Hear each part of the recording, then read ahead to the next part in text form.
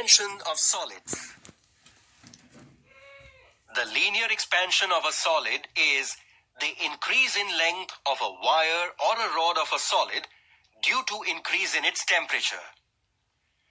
When we increase the temperature of a rod of length L1 from T1 to T2, its length becomes L2.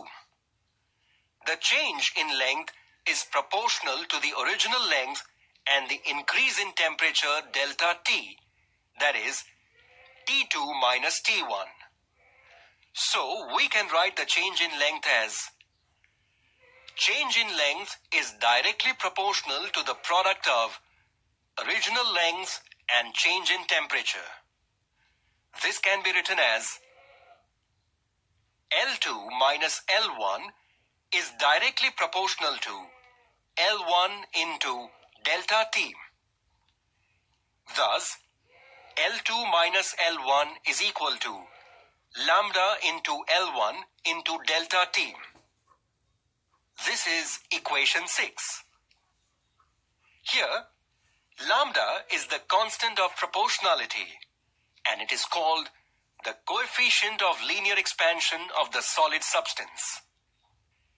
Thus, L2 is equal to L1 into, in bracket, 1 plus lambda into delta T, bracket complete.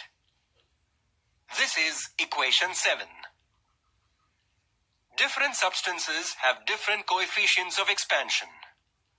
From formula 6, we can write the expansion of coefficient as lambda is equal to L2 minus L1 upon L1 into delta T. This is equation 8.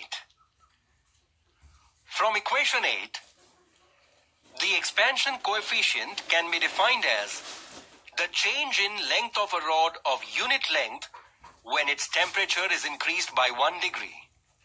Let us now know about the unit of expansion coefficient.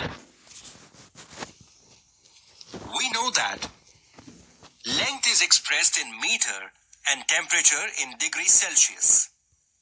Thus, the unit of expansion coefficient is equal to meter upon meter into degrees Celsius. Cancelling the meter from numerator and denominator, we get the unit of expansion coefficient. It is the inverse of the unit of temperature, that is 1 upon degree Celsius. The expansion coefficients of some substances are given in this table. If two rods, one of copper and another of aluminium, both having the same length, are said to increase the temperature by the same amount, then the rod of substance having higher expansion coefficient will expand more. Here, coefficient of linear expansion of copper is less than aluminium. Hence, the increase in the length of aluminium will be larger than that of copper. Come, let us now solve some numerical problems based on what we have learned.